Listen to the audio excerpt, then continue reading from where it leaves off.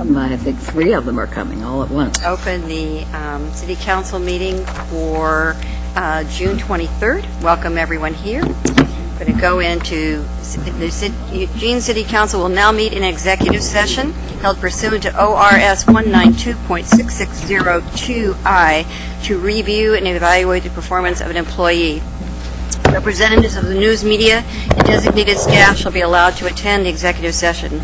All other members of the audience are asked to leave the room. Representatives of the news media are specifically directed not to report on any of the deliberations during the executive session, except to state the general subject of the session as previously announced. No decision may be made in executive session. At the end of executive session, we will return to the open session and welcome the audience back into the room. Sorry about that, George, and I've got to talk about there. Always a dangerous thing.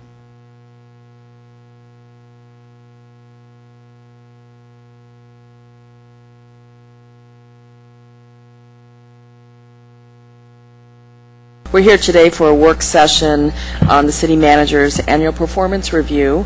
Denise Smith, who is an HR manager in our division, has staffed this and worked closely with you on this process, and so I'm going to turn it over to her. Thank you. Good evening. I just want to do a really quick review around the process for information. We did conduct surveys with the community members, John's direct reports, the executive leadership of the organization, executive directors, also with some employees with the organization, and along with John, City Manager's self-evaluation that came to you all for you to be able to review, and then you all submitted to us individual information. What you have in front of you are the notebooks that contain all of this information and the conclusions that you would all come to in a composite format. And with that information, I turn it over to you to have your conversation with the City Manager. Okay, thank you very much. So I'm just going to start out and on the pieces that I wrote in my evaluation. I gave John an excellent rating. I believe he continues to be a great city manager for our city. This last year has been a particularly challenging one for the manager in the city. The failed city fee campaign brought to the surface strongly held differences of opinion on council and in the community and cast some doubt regarding our city's financial management. I do think the long budget process, the better financial forecast, and the thoughtful community outreach has helped rebuild some of that trust.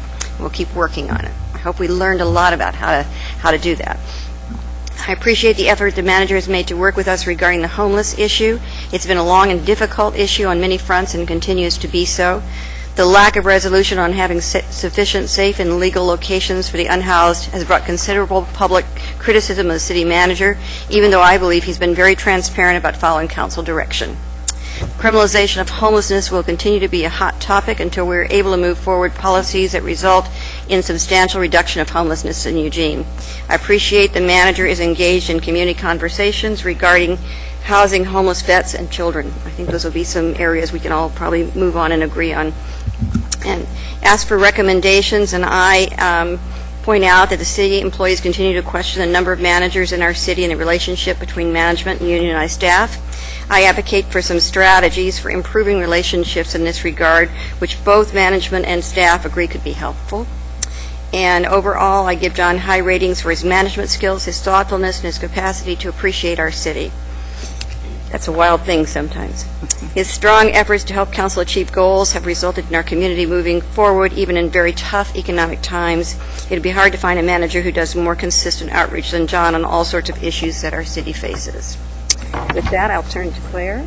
Okay, thank you. So, John, I gave you an excellent rating in our performance review. I think I concur with a number of my fellow councilors that you've been an excellent city manager, and I think really brought a great deal of integrity and good leadership to our organization, and has really helped guide us through some rocky times. And I think we're really beginning to see the fruits start to bear out for that great work. So I'll reiterate some of the things I said in my performance evaluation. I think you really excel actually in your role of carrying out council directives.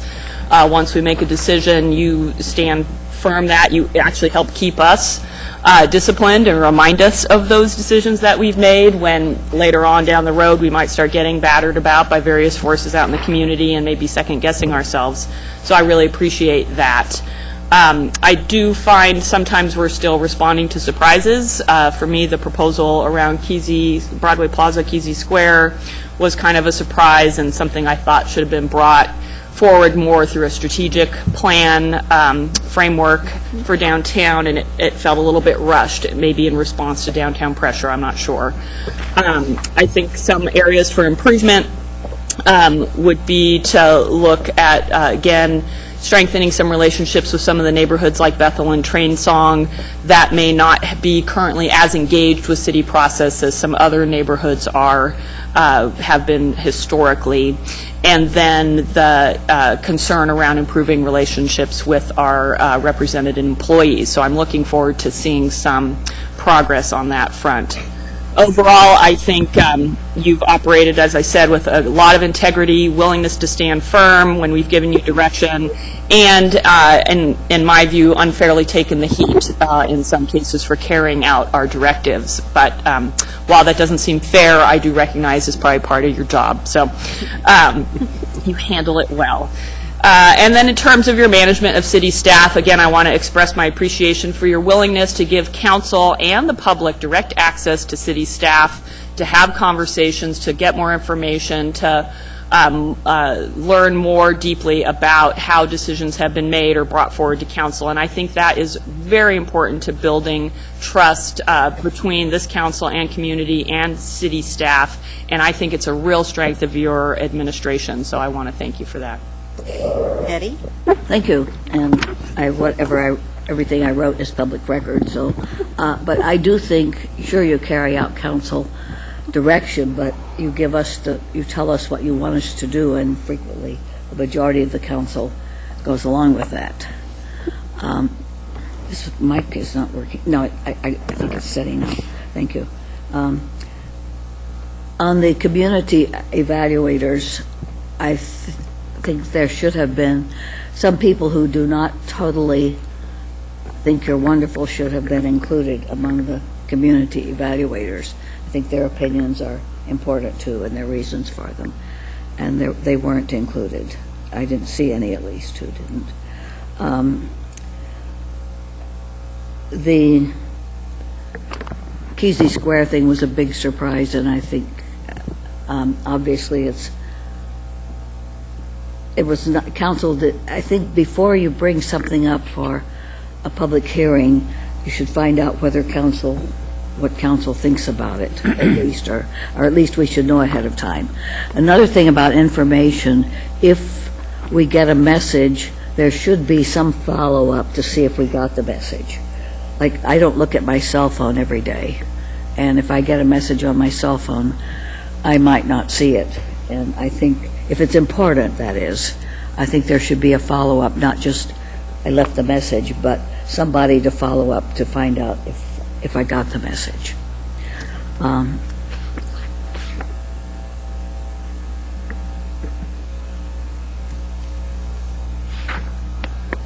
And as I said in the other session, I would like to know the reasons, the arguments for and against anything that's suggested, and the reasons, and who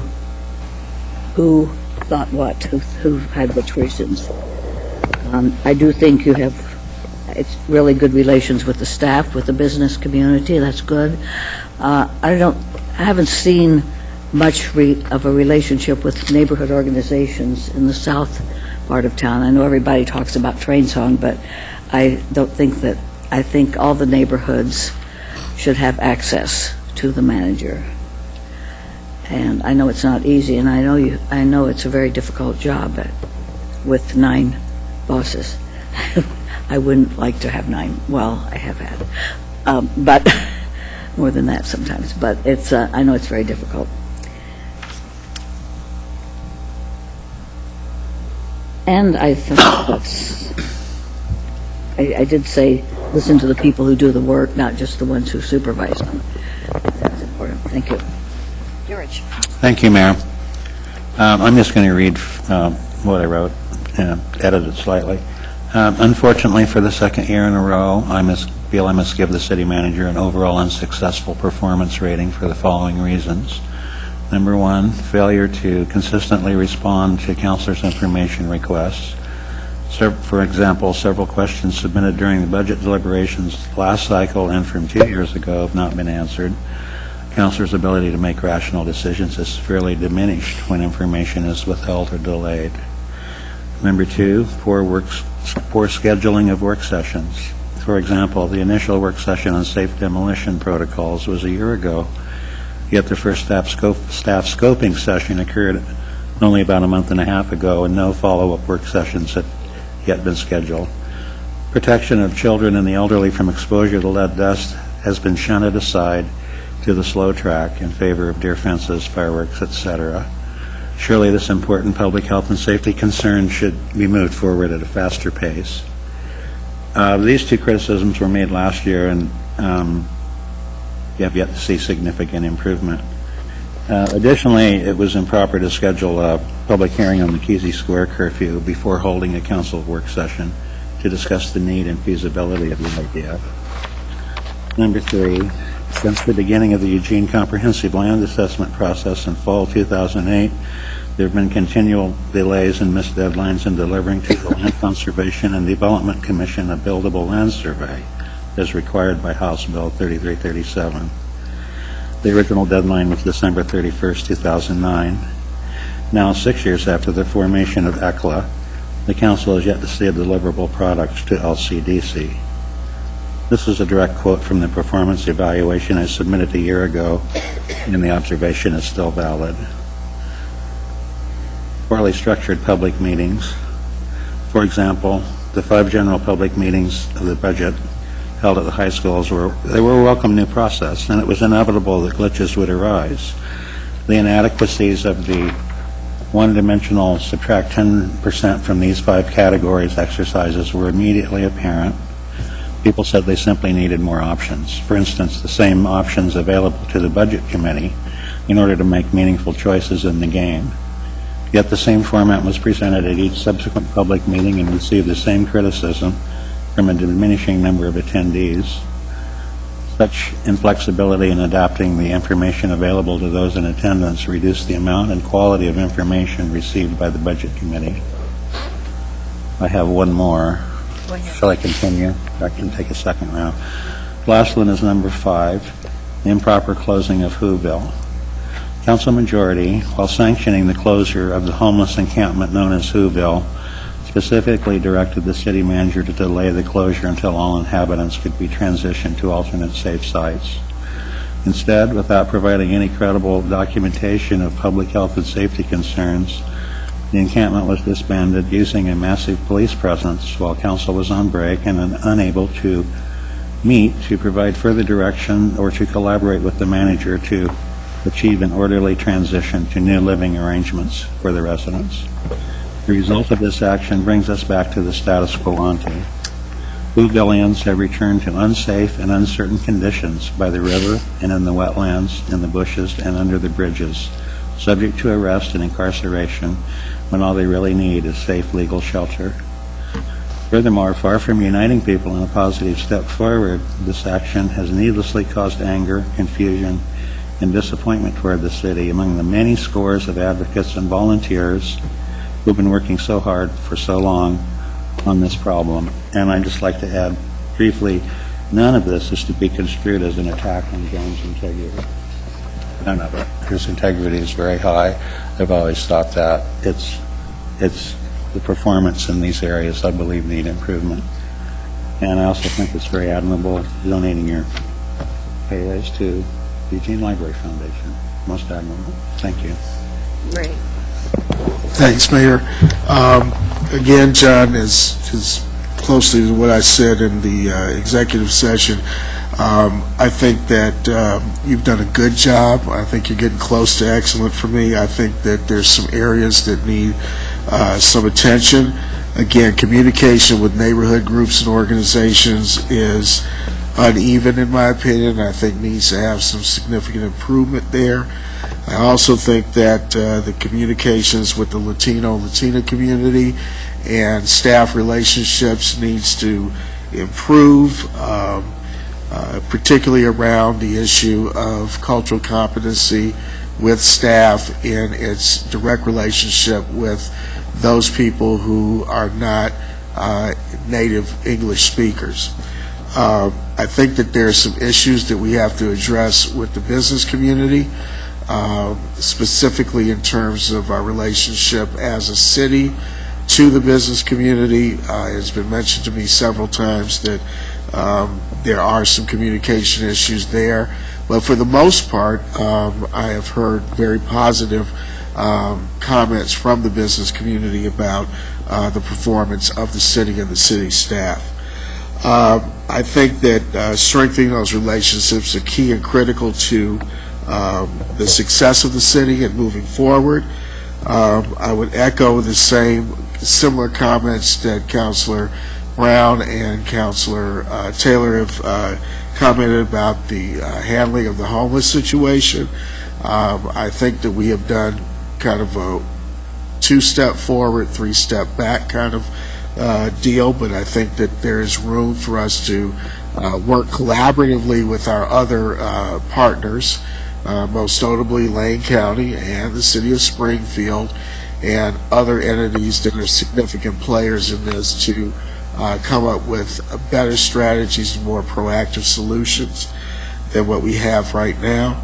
I want to commend you on your preparation and your team's development of this year's budget. It's just a miracle that you've been able to put that together and put that to bed as quickly as it has been done.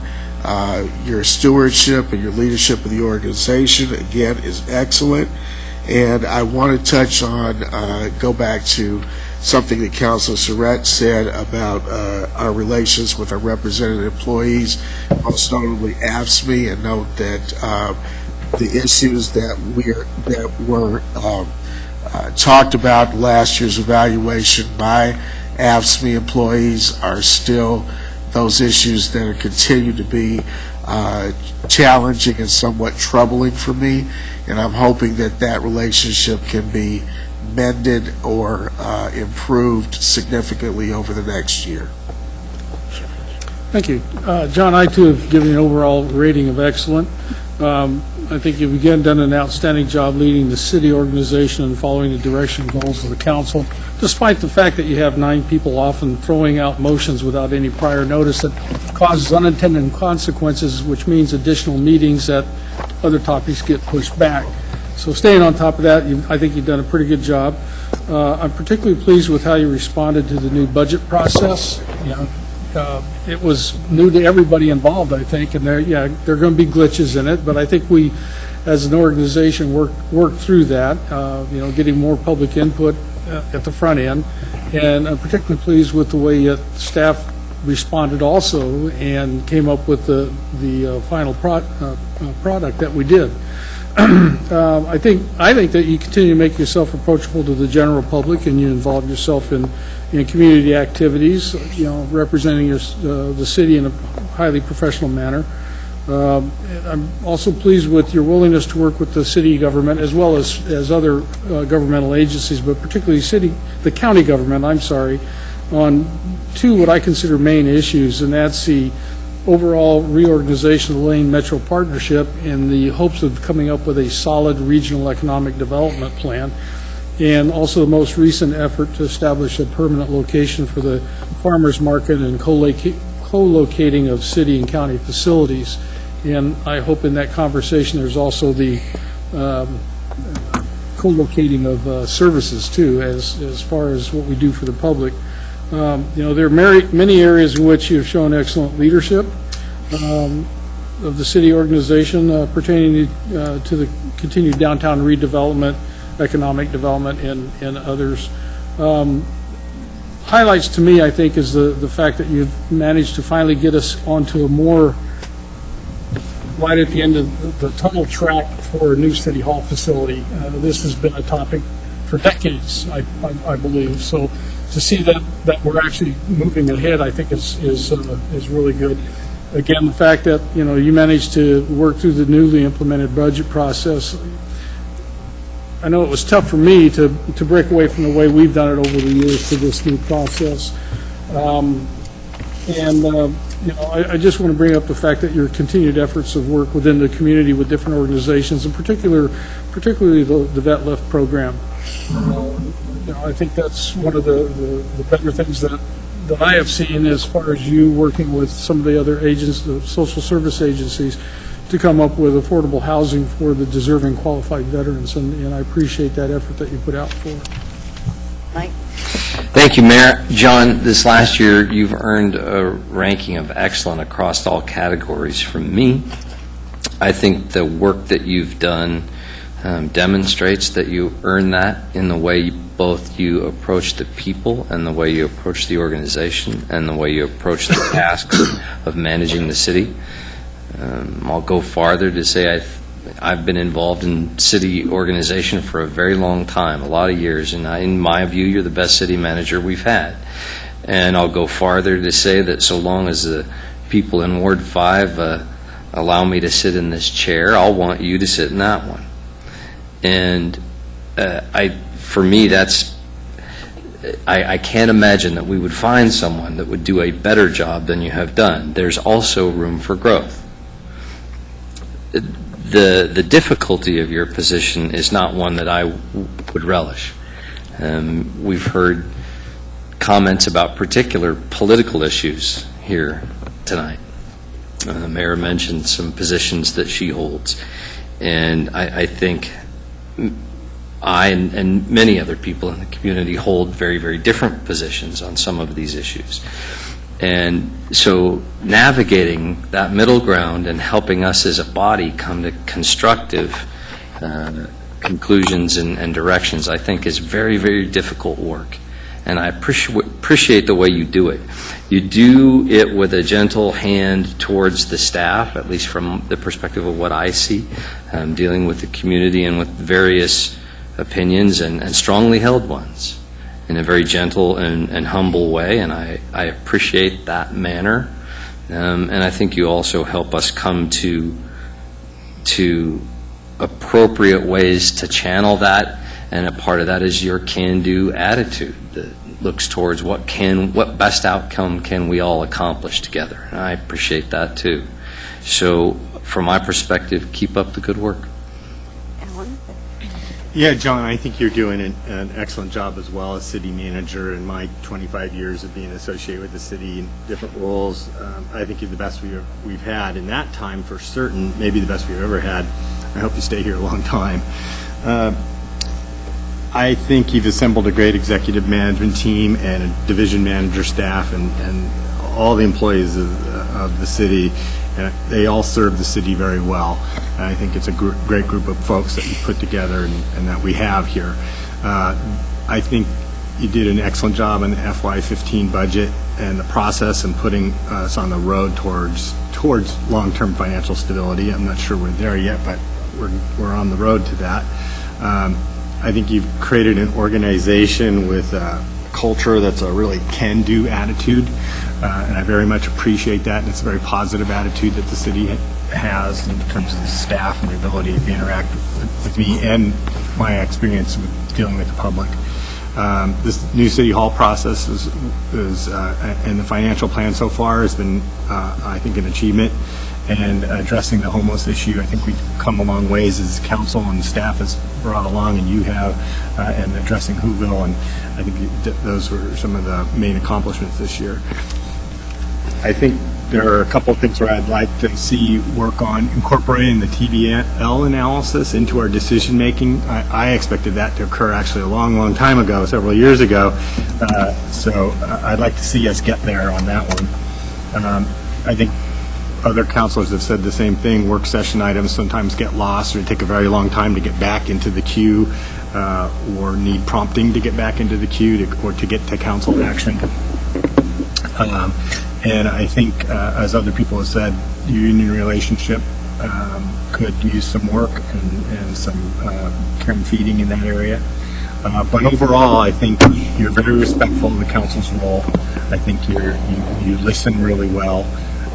You're the epitome of the old adage of keeping calm and working through the issues, and let's just get through this stuff and we'll end up in a good place. I think that's a good example of the way that you work and your style. You're a very effective and highly motivated leader, and I think that meshes well with the city. I also too think it's very admirable that you're going to donate this year's salary increase to the Eugene Public Library Foundation. I think that speaks volumes of what kind of person you are and what kind of city manager you are. So thank you. Thank you. I rated you excellent as well, and just to quickly cherry pick from my comments. I think we're very fortunate to have you as a city manager. I particularly appreciate the calm and the balance that you bring, and those are important qualities to me, because I think for myself, those are two of the most critical elements that you can bring to decision making. I think you continue to pursue the balance between favoring one set of interests over another. You always try to find the right course rather than the easy course or even the popular one. And that means sometimes you're going to be at odds with an individual on any given day. But I think you're in line with the community and the city's needs every day, which is what you're trying to do. We talked about how you can try to find the balance between what the direction is of the body and what the desires are of the individuals. And a lot of what we'll often hear is, I want you to do more of this, or I want you to do more of that. And the degree to which you can do that, I think, is great, because that maintains the good relationship between you and the fellow counselors. But you also have to be mindful that your actual direction comes from the body.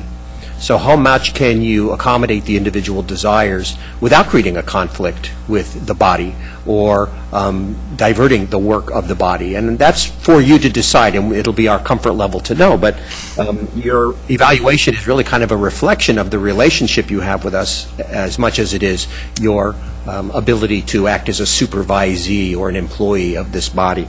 I think as an employee of this body, you've done an outstanding job. I think trying to figure out how to be in a good relationship with each of us individually is, of course, going to be the most challenging aspect. I've never had to work for 8 different bosses, so it is a very challenging element. The last thing I want to mention is your initiative, which actually is one of the features I most admire, not only about you, but about the city staff.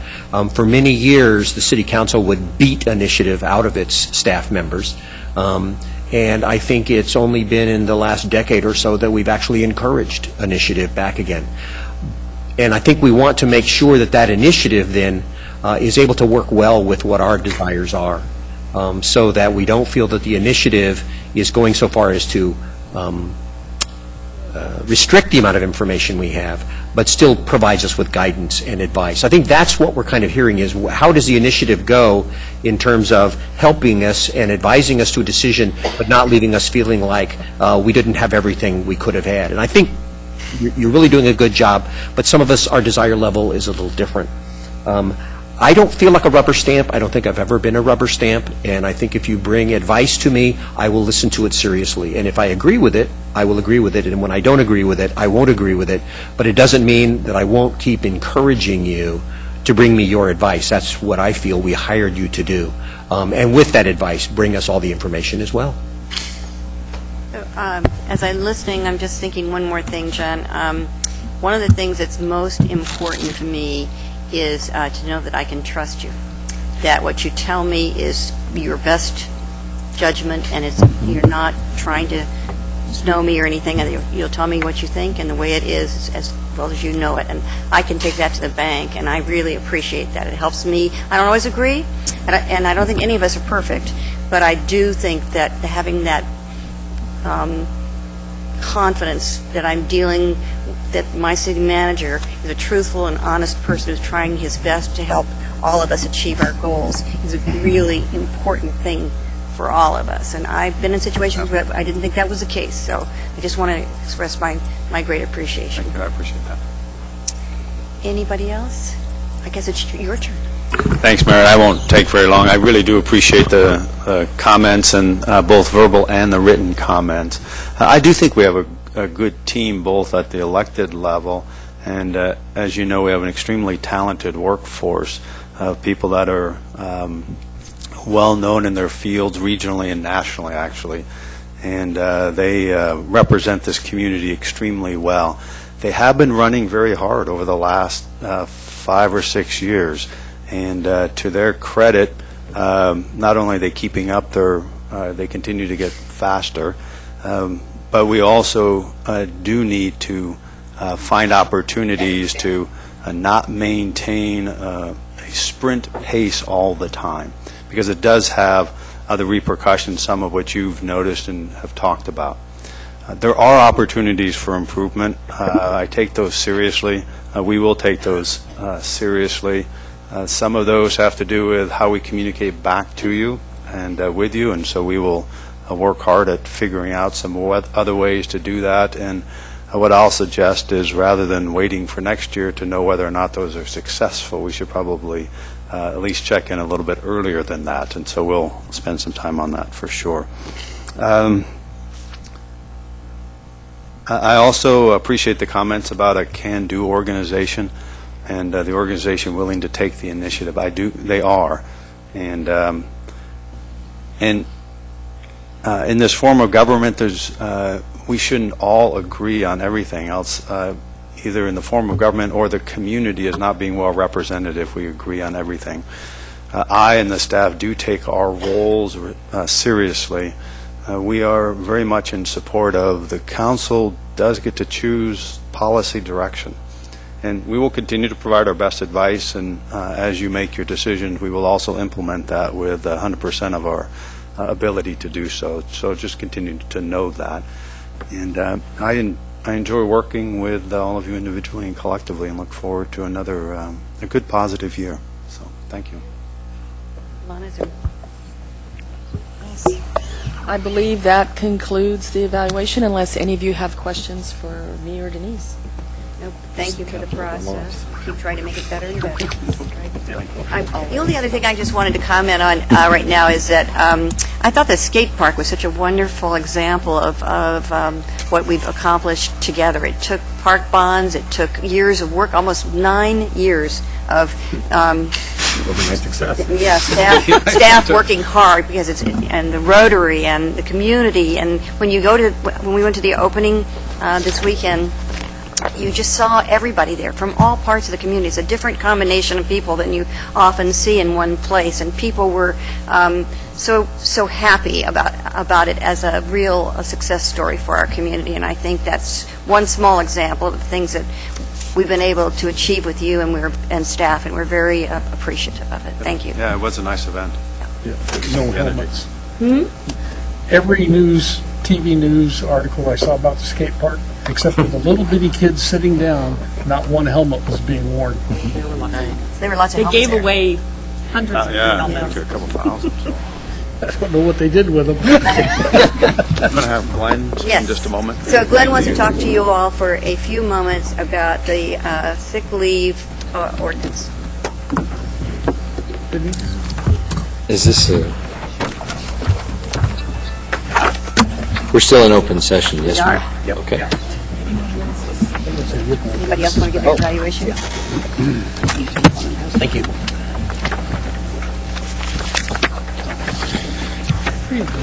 Okay.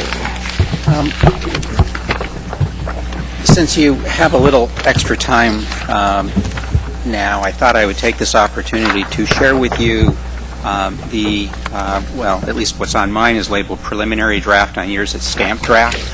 I tried to take the motion that the council passed along with the information that Alan had sent out about the administrative rules process, incorporated into a draft. As I was doing that, there were a couple questions I had that I thought it would be good to, if I can, get some input back from you. I wanted to make sure that what gets posted for your public hearing is as close to what you were hoping for collectively as I can get. Originally, I didn't think there would be an opportunity to talk to you before your public hearing. In order for you to act before the summer break, which is my understanding that that's your intention, the public hearing needs to be on July 21st, and that's when it's scheduled. In order to have a public hearing on July 21st, the charter requires that we post this proposed ordinance by July 3rd. And so this was the one opportunity to let you sort of walk through what's here. And what I tried to do with this is incorporate only as much into the ordinance as was absolutely required to do what was in the motion, and to lay out the administrative rule process. And so what you'll see, and I'll just quickly walk through it, first section is just a purpose section. Second section talks about the accrual of sick leave. It's got the provision related to 1 hour of paid sick leave for every 30 hours of work, differentiating between employers who are located within the city and employers located outside the city. Says you can accrue, employers must allow employees to accrue a minimum of 40 hours per year, but employers are not required to allow employees to use more than 40 hours in any year. Accrual would not start until July 1 of 2015 for the commencement date if the employee actually starts after July 1. Use of sick leave. Employees could not use sick leave until they had worked for an employer for at least 90 days. There's a provision which you didn't have in your motion. Next, the 4.576 related to retaliation. The reason that's there is because if you don't include it in the ordinance, the city manager won't have the authority to include anything about it in the administrative rules. Next section is just on the administrative rules process and what the administrative rules would include. That's taken primarily from the memo that Alan had sent out about the administrative rules process, and I'll have a couple questions for you about that in just a second. At the last section on page 3, enforcement, again, I needed something in the ordinance in order for the city manager to have the authority to adopt anything in the administrative rule process. Section 3 at the bottom of page 3 has the language about there shall be an administrative rule process. The administrative rules have to be adopted not later than January 31st. It says at a minimum what they have to consider. And then Section 5 of the ordinance, so the very last page says that there would be a review by the council on or before July 1 of 2017. A couple questions that I wanted to go over with you. The first one is whether it was your intention that there be any exemptions to who would be an employer, and in particular, whether this is intended to try to apply to all governmental entities. There are constitutional implications, meaning you can't apply it to the federal government. I haven't done the research yet, but there may be constitutional implications for trying to apply this to the state government. And I don't know about whether you could apply it to Lane County or special districts. Portland's ordinance excluded from the definition of employer other governmental entities. If it's your desire to include all employers to the extent of your authority to do it, then when you get to the public hearing, I can let you know whether we think you can constitutionally apply this to other governmental entities, or which other governmental entities you can apply it to. If it was not your intention to apply it to governmental entities, and there's a sort of consensus at this table to do that, not apply it. And if you let me know that now, that will save me and Jerry some time trying to research the extent to which the council has that authority. So that would be my first question. And I'm not expecting motions. I don't need motions. If there isn't a consensus on this issue, then I'll deal with this given the way the motion was passed, which says all employers. So right now, I had Mike and George in the queue. I think the first thing we're doing is not responding to the whole thing, but responding to your questions. You guys want to respond to the question? Which question? I heard several in there. So He just asked one. the one you just asked at the end? Yeah. Okay. One by one.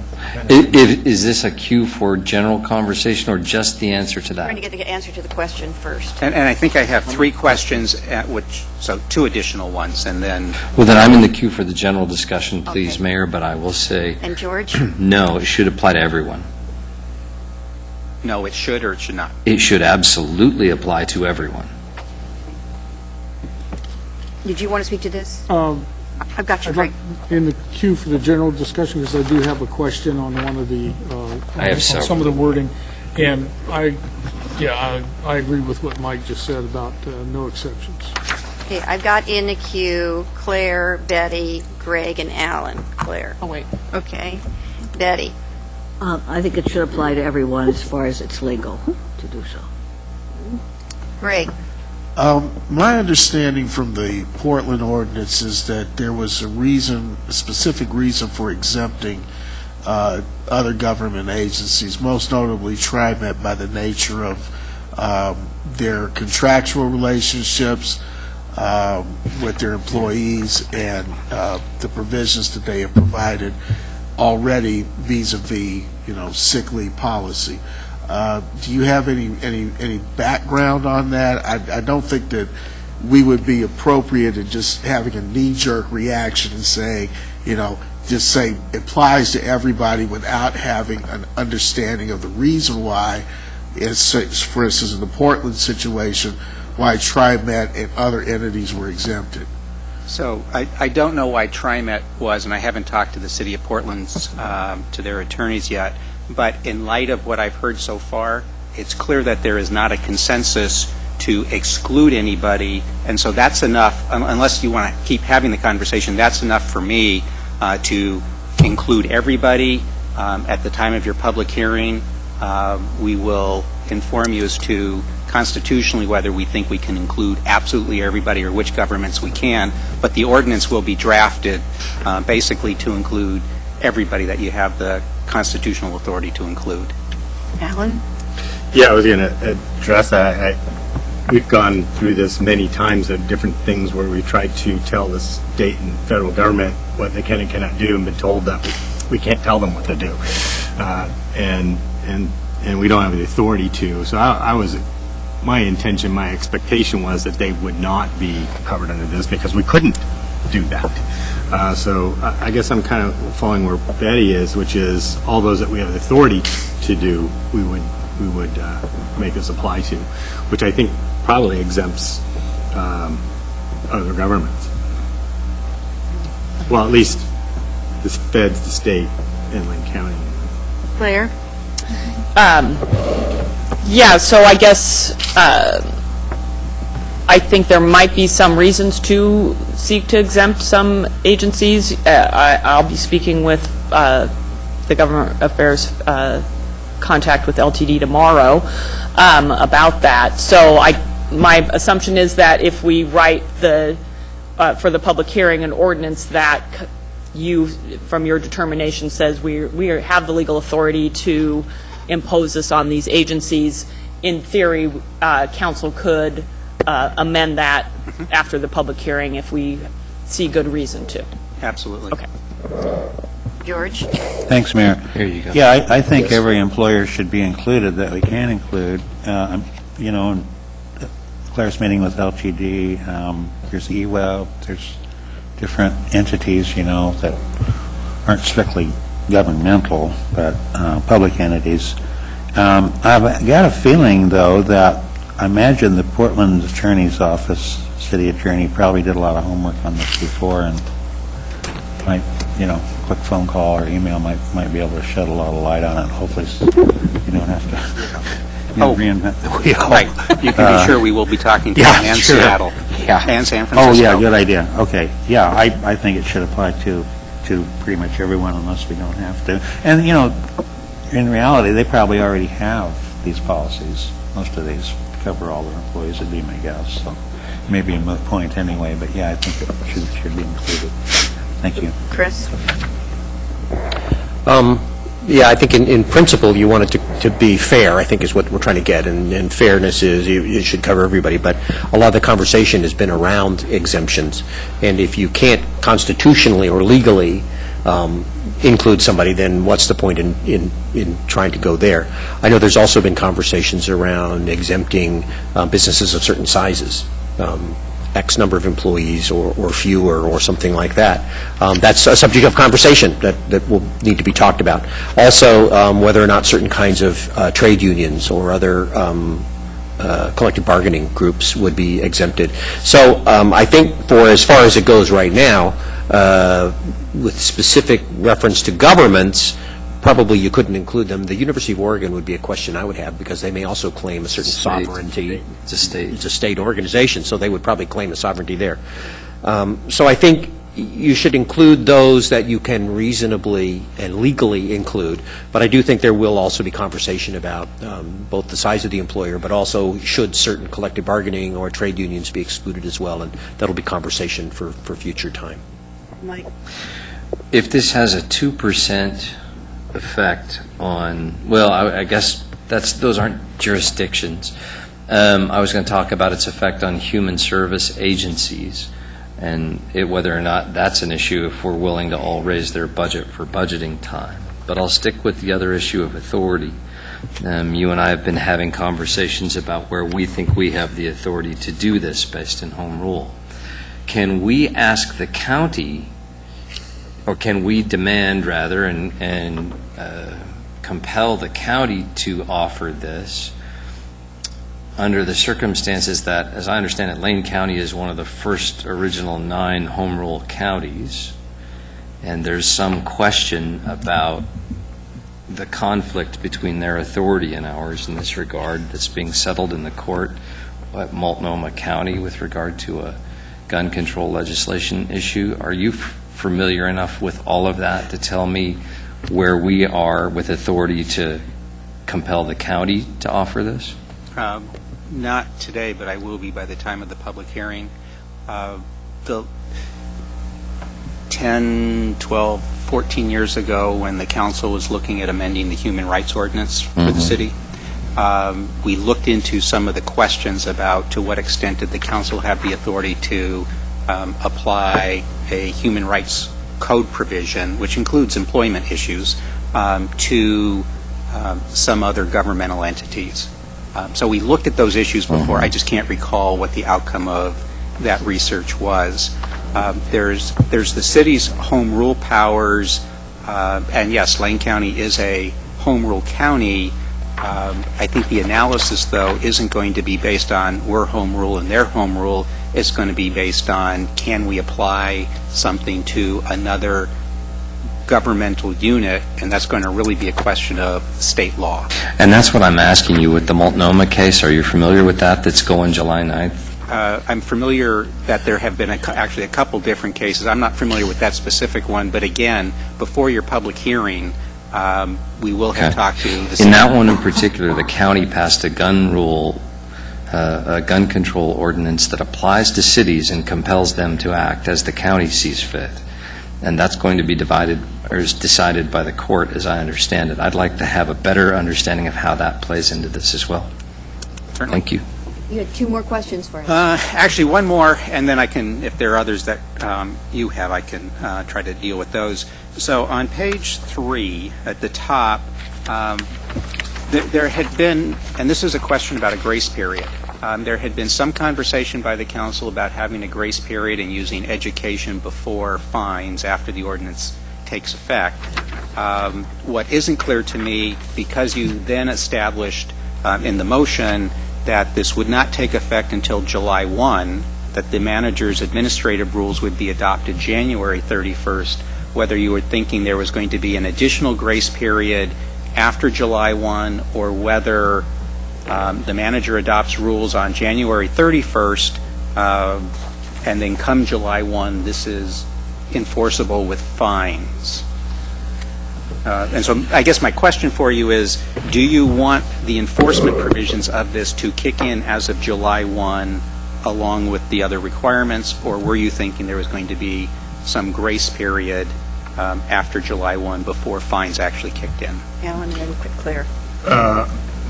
When I wrote that, it was trying to mimic what worked in Portland, which was that once the ordinance went into place, so July 1, 2015, there was a grace period where employers had an opportunity to work through some of the issues, and the city had worked through the issues, so the grace period, 3 to 6 months before fines would be instituted. And so that was the intent, not after January 31st, but once the ordinance went into place. So it gives, not only does it give 5 months to the employers to understand and read and incorporate the administrative rules, but then it also gives, in practical speaking terms, real-time grace period once it goes into effect.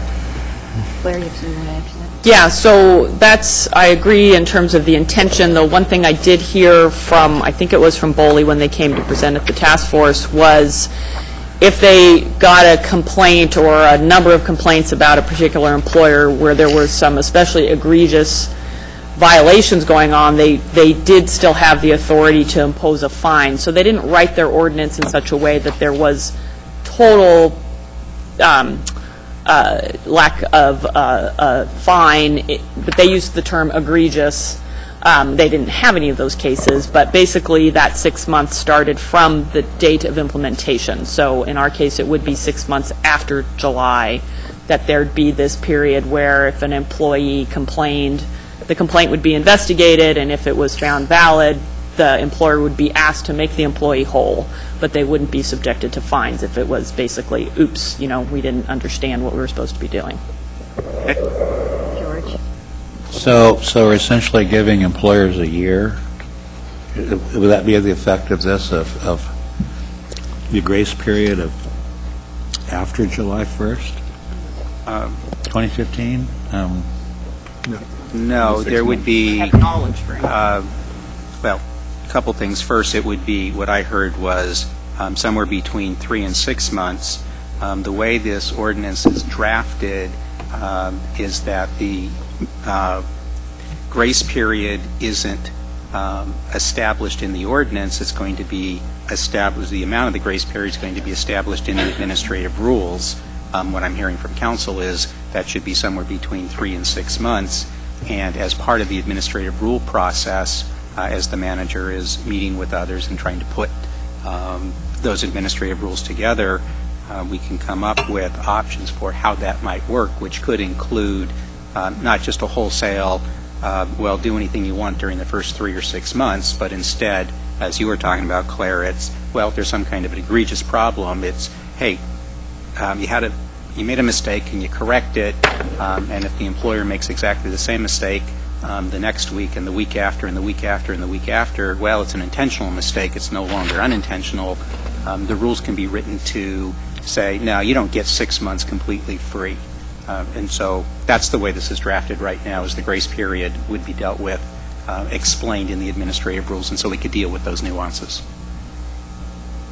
So, you got all your questions answered? I got my questions answered. Okay, George. Okay.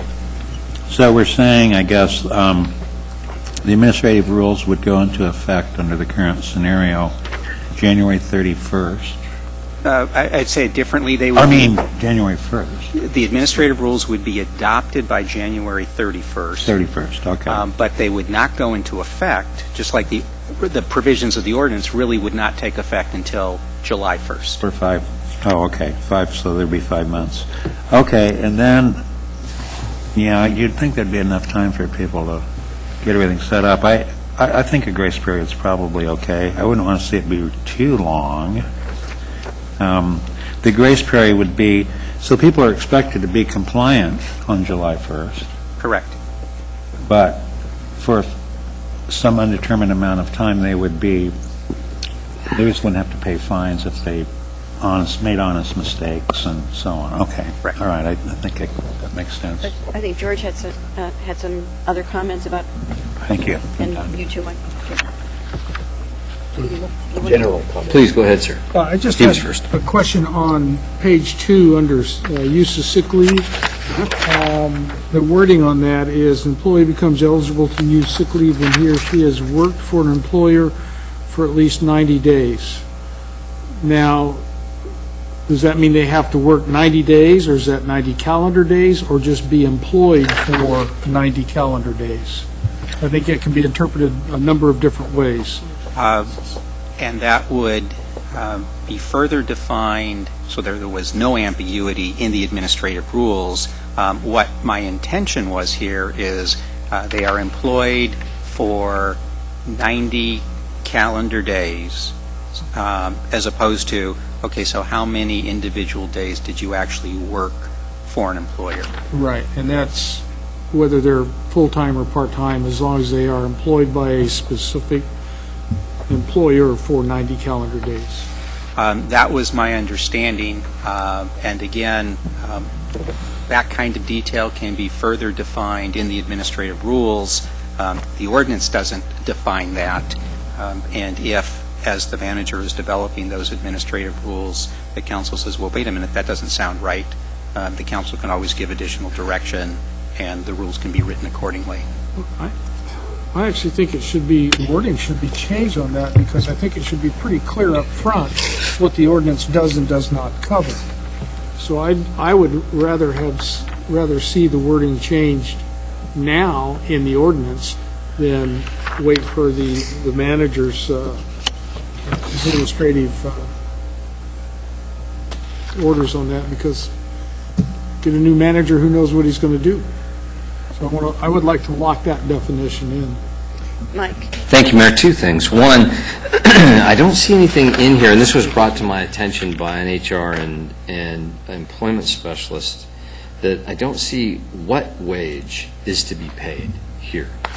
Many employees earn a different wage depending on what particular job that they're doing, or if in a contractor situation there's, they're getting paid some standard sort of wage or prevailing wage or what they're getting paid. And it was brought up to me that it would be easy if somebody were paid regularly a lower wage and they got prevailing wage for certain jobs. That's when they're going to take their sick time, and that's how the company gets destroyed. I'm just wondering why there's nothing in here about which wage.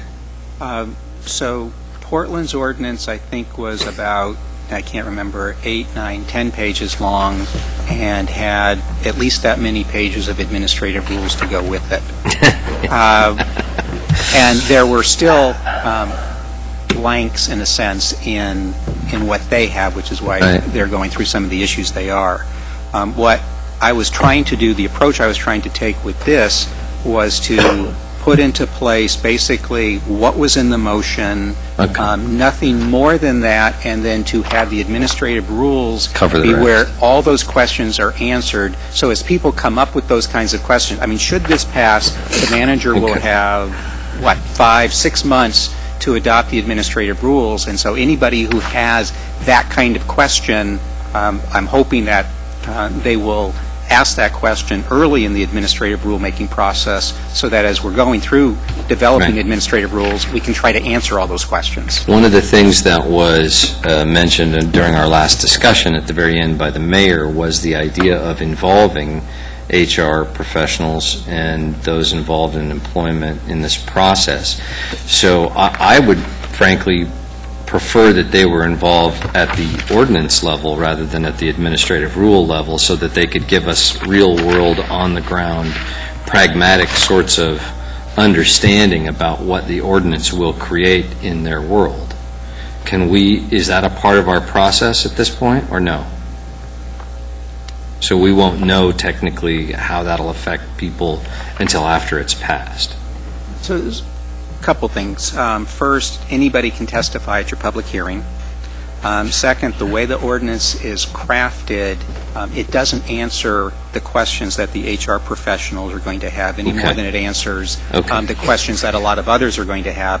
Those answers will come as part of the administrative rulemaking process, and this does anticipate that a broad array of people will be involved in the administrative process. Earlier, Alan mentioned something that we have, and during the manager's review, that we should be doing triple bottom line analysis on many things. And we've talked about it in multiple formats as something we should be doing, because analyzing and getting more information is always a good thing, as our friend Chris is always fond of saying as well. Where do we get an economic impact analysis of this ordinance? Is that something that we can ask the manager for in advance of our final approval of it? Is that something the council needs to direct you to go and get? How best shall we deal with that? I don't know what it As long as you takes don't to do hire an it, economic analysis of the impact of the ordinance. I don't know if anybody's actually done that specifically, whether Portland or Seattle or San Francisco has actually done that. If they have, we would have anecdotal information. We wouldn't know that because we haven't implemented it yet. In between now and July 21st, it's we not can- something we have the capacity on staff. We would have to hire somebody to do that kind of analysis. And so between now and the 21st of July, the public hearing and your final adoption, if you do it prior to your break, I just don't see how we would be able to provide that. So we can't know the economic impact of this in advance of passing it? If there's information from other jurisdictions that have done that, and they've done their studies on that, we can try to provide that. But to do it on our own ordinance that hasn't actually been implemented, and we don't know all the admin rules and all the details, But I'm not we sure do we would know ask some somebody to things. do. Forgive my interruption. I just don't want to run out of time with what we're doing. I don't want to put you on the spot, but you are aware of businesses that are deciding not to locate in Eugene at this time, as I understand it, correct? Or not to join our community? I think businesses can make their decision based on this. We won't know specifically that between now and July 23rd for sure. I would like to see us have as full an understanding as we can of what this is going to cost the community in advance of passing it. Is there any way that I can know that? I'll check with the staff. The answer is I don't know, but we'll check to see what others have already done as they've gone through their ordinance process. Thank you, sir. So it is 7 o'clock. We need to make our transition. I have Alan, Chris, Claire, George, and George in the queue. Can we queue fast here? Yeah. Okay, Alan. I had a similar question that George had, which was on the sick leave use. She has worked for an employer for at least 90 days. I was assuming that meant calendar days and that it started July 1. So, so you wouldn't take into effect someone who had previously worked 90 days. It's at that point it wouldn't apply to you. You'd start accruing it, but you wouldn't be able to use it unless you worked 90 days. So those that were seasonal employees, for instance, that only worked less than 90 days this wouldn't apply to them, for instance. So I was assuming it was calendar days, but I assumed it was going to be work days, which was I think that's what the common language is in all the other ordinances around the country. Secondly, the section 3 doesn't say, city manager, that you're going to do a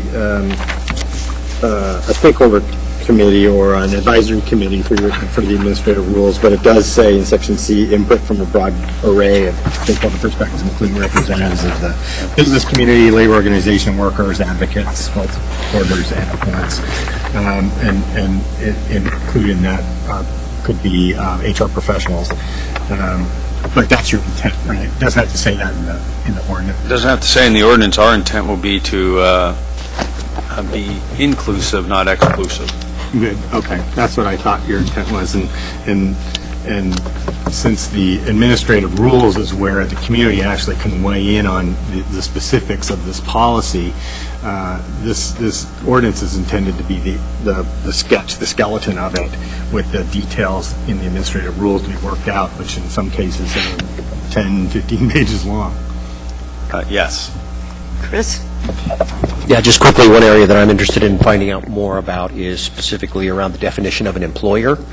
I think right now you've got employers within the city and employers outside the city, and I understand where the logic of that is going, but I think it leaves a lot of ambiguity in terms of what constitutes an employer. I think there is also an element that has to do with a place of business or a physical location. The idea being that Walmart, for example, could claim that they're an employer who's located in Bentonville, Arkansas, but that and they don't send employees to Eugene. They already have employees in Eugene, and so I don't want there to be ambiguity around what is the definition of an employer. So whatever we could do to help to clarify probably through the consideration that you are an employer with a physical presence, or, what would be the language that would help to clarify what constitutes an employer in Eugene as opposed to an employer outside Eugene?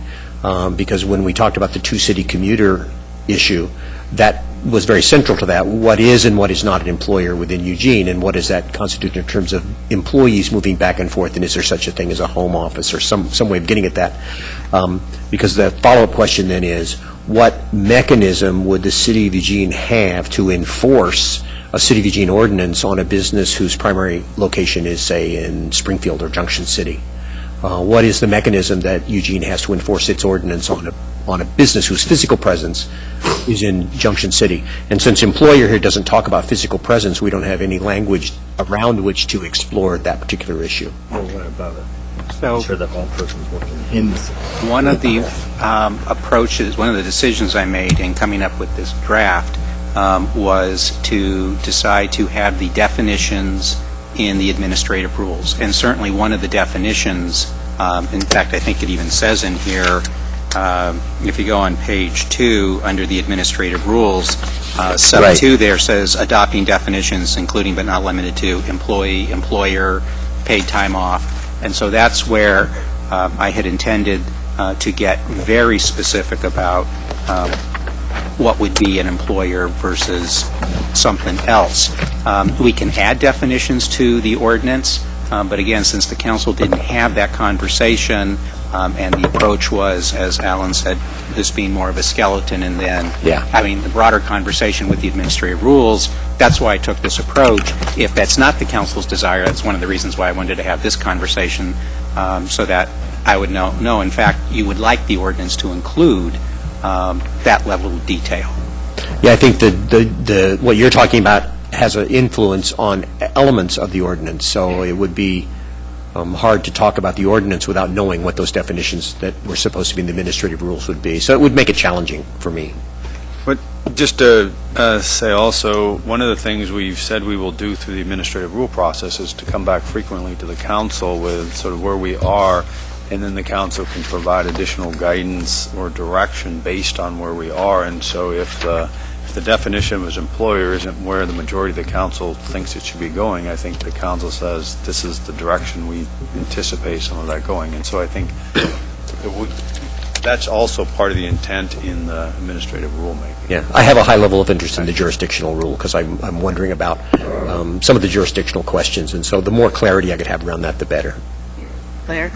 Thanks. I think the draft is pretty good, and I get that the idea of using the administrative rules. I think in terms of Councilor Pryor's concern, we're pretty clear up front. We were looking to have an effect on workers in the city, not necessarily employers.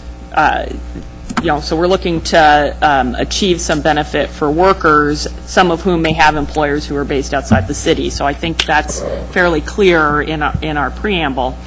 I think just one way to fix the question about the 90 days would be to say employed by that employer for 90 days rather than worked for. I think the intent was calendar days. We were thinking about qualifying for health insurance and other kinds of benefits. It's typically a 90 calendar day standard.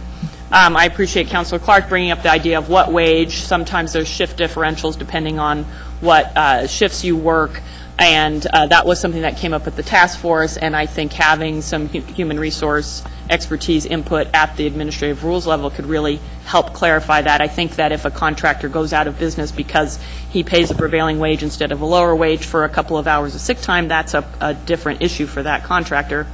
And then in terms of the TBL, triple bottom line analysis, I recognize we can't do that in the time frame that we're looking at, but I think we would find a pretty hefty positive social equity impact in addition to whatever economic impact, which will, have both some positive and some challenges. So I think for us, if we pass this and get this implemented, that looking ahead to create some kind of triple bottom line analysis for the impact of the ordinance would be a very positive thing and a great way for us to use that framework. George Poling? Yeah, I don't know if this needs to be addressed in the administrative rules or the ordinance, but having being part owner of a trucking company at one time, we did not pay hourly. We paid either by the load or by the mile. So how is this going to affect trucking companies that pay that way, that come into Eugene, and that driver is not keeping track of his hours, he's going by load or by mileage, so where would that be addressed, that type of a problem? In the administrative rules, along with, for example, salaried employees. One of the reasons why it doesn't say per hour is because a salaried employee, as opposed to a per hour employee, may work 60 hours one week and may work 45 hours the next week, and they're getting paid full time. So those are the kinds of issues that to try to address it in the ordinance would make the ordinance 10 or 20 or 30 pages long. I expect all of those issues to come up through the administrative rule process, and that's where I was thinking they would get addressed. Thank you. George Brown. I'll pass, Mayor. Okay, so we're going to close our work session and meet in 20 minutes for our next council meeting.